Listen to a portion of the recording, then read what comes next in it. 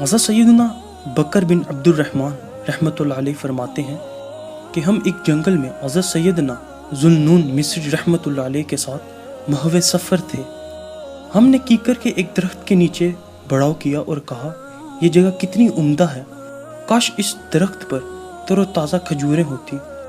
حضرت سیدنا ذوالنون مصری رحمۃ اللہ علیہ مسکرانے اور پوچھنے لگے، کیا تر و تازہ کھجوریں کھانا چاہتے ہو؟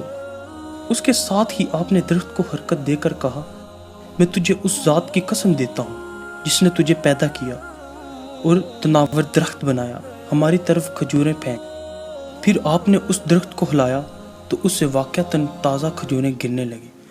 ہم نے خوب سیر ہو کر کھائیں، پھر ہم سو گئے اور بیدار ہو کر جب ہم نے دوبارہ درخت کو حرکت دی تو ہم پر کانٹے گرے۔